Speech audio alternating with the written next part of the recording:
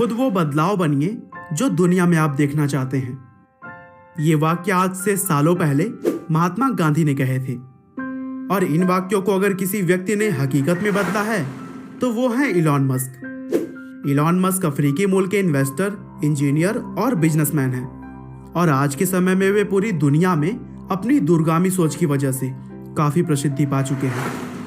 Elon Musk की सोच हमेशा से ही इंसानों की परेशानियों को दूर करने पर केंद्रित रही है, और इसी सोच की वजह से वे पूरी दुनिया भर में जीनियस एंटरप्रेन्योर के नाम से भी जाने जाते हैं। एलॉन आज के समय में फोर्ब्स के अनुसार दुनिया के 21वें सबसे धनी व्यक्ति हैं। लेकिन दोस्तों, कोई भी व्यक्ति जन्म से अमीर नहीं होता।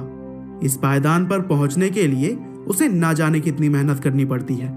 ठीक उसी तरह ही इलॉन मस्क ने भी बचपन से ही काफी मेहनत की, और बहुत सारे संघर्षों के बाद आज वे लाखों युवाओं के लिए एक इंस्पिरेशन बन चुके हैं। तो चलिए दोस्तों, इलॉन मस्क के इस मोटिवेशनल लाइफ जर्नी को हम शुरू से जानते हैं। तो दोस्तों, कहानी की शुरुआत होती है आज से करीब 46 साल पहले से, जब साउथ अफ्रीका के प्रिटोरिया शहर में 28 जून 1971 को इलॉन मस्क का जन्म हुआ। उनके पिता का नाम एरोल मस्क था, और वे एक इंजीनियर होने के साथ साथ एक पायलट भी थे। और उनकी माँ का नाम मेई मस्क था, जो कि एक मॉडल और डाइटिशियन थी।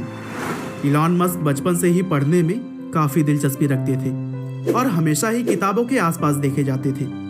और सिर्फ 10 साल की उम्र में उनको कंप्यूटर्स में भी काफी इंटरेस्ट हो गया था, और सिर्फ 12 साल की छोटी सी उम्र में उन्होंने कंप्यूटर प्रोग्रामिंग सीखकर एक ब्लास्टर नाम का गेम बना डाला, जिसे कि उन्होंने $500 की कीमत पर पीसी एंड ऑफिस टेक्नोलॉजी नाम की एक कंपनी को बेच दिया।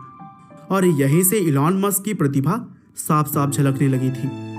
वो बचपन में आइजैक आसिमोव की किताबें पढ़ा करते थे, और शायद यहीं से उनको टेक्नोलॉजी के प्रति इतना लगाव हो गया था। बचपन में इलॉन को स्कूल के दिनों में बहुत परेशान किया जाता था।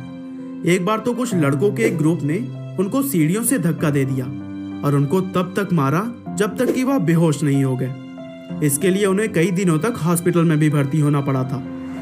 लेकिन दोस्तों, इलॉन मस्क को भले ही बचपन में इतनी सारी परेशानियों का सामना करना पड़ा, पर आगे चलकर उन्होंने मानवता के हित में काफी सराहनीय काम किए। 17 साल की उम्र में इलॉन मस्क ने क्वीन यूनिवर्सिटी से अपनी ग्रेजुएशन की पढ़ाई शुरू की, और वहां पर 2 साल पढ़ने के बाद वे यूनिवर्सिटी ऑफ पेंसिल्वेनिया ट्रांसफर हो गए, जहां उन्होंने 1992 में फिजिक्स में बैचलर ऑफ साइंस की डिग्री ली। 1995 में इलॉन मस्क पीएचडी करने के लिए कैलिफोर्निया शिफ्ट हो गए, लेकिन वहां पर रिसर्च शुरू करने के मात्र 2 दिन के अंदर ही उन्होंने पढ़ाई छोड़ दी और एक सफल व्यवसायी बनने के लिए अपने कदम बढ़ा लिए। 1995 में अपने भाई के साथ इलॉन मस्क ने जिप2 नाम की एक सॉफ्टवेयर कंपनी शुरू की, जिसे कि आगे चलकर कॉम्पैक्ट ने $307 मिलियन जैसी बड़ी रकम देकर खरीद ली। और इसके बिकने के बाद जिप2 में अपने 7% के शेयर से इलॉन मस्क को कुल $22 मिलियन मिले। और फिर 1999 में इन पैसों में से $10 मिलियन का इन्वेस्ट करते हुए इलॉन ने X.com की स्थापना की, जो कि एक फाइनेंशियल सर्विस देने वाली कंपनी थी। और 1 साल बाद यह कंपनी कॉन्फिनिटी नाम की एक कंपनी के साथ जुड़ गई। और दोस्तों, बता दूं कि कॉन्फिनिटी कंपनी की एक मनी ट्रांसफर सर्विस हुआ करती थी, जिसे कि अब हम पेपाल के नाम से जानते हैं। और तभी से लेकर अब तक पेपाल मनी ट्रांसफर का काफी लोकप्रिय माध्यम रहा है। 2002 में ईबे ने पेपाल को $1.5 बिलियन की अविश्वसनीय रकम देकर खरीद लिया, और इस डील के बाद इलॉन मस्क को $165 मिलियन मिले। और दोस्तों, बता दो कि इलॉन मस्क पेपाल के सबसे बड़े शेयर होल्डर थे। और फिर 2002 में अपने जमा किए हुए पैसों में से $100 मिलियन की बड़ी रकम के साथ इलॉन मस्क ने स्पेस एक्स नाम की एक कंपनी की स्थापना की, और यह कंपनी आज के समय में स्पेस लॉन्चिंग व्हीकल बनाने में कार्यरत है।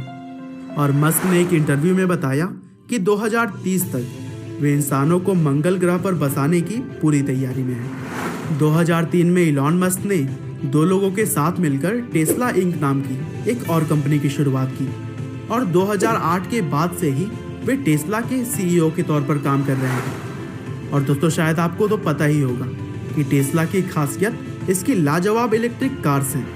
और फिर 2006 में मस्क ने अपने कज़न की कंपनी सोलर सिटी को फाइनेंशियल कैपिटल मुहैया करवाकर इसे शुरू करने में अहम रोल अदा किया, और फिर 2013 में सोलर सिटी यूनाइटेड स्टेट में सोलर पावर सिस्टम मुहैया कराने वाली दूसरी सबसे बड़ी कंपनी बन गई।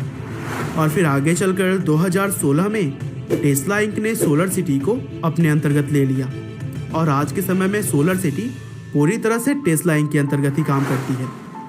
दिसंबर 2015 में इलॉन मस्क ने एक आर्टिफिशियल इंटेलिजेंस रिसर्च कंपनी की शुरुआत की जिसका नाम ओपन एआई रखा गया, जिसके तहत वो मानवता के लिए आर्टिफिशियल इंटेलिजेंस को फायदेमंद और सुरक्षित बनाना चाहते हैं। 2016 में इलॉन मस्क न्यूरालिंक नाम की एक कंपनी के को फाउंडर बने और यह कंपनी आर्टिफिशियल इंटेलिजेंस और ह्यूमन ब्रेन को जोड़ने के काम में लगी हुई है।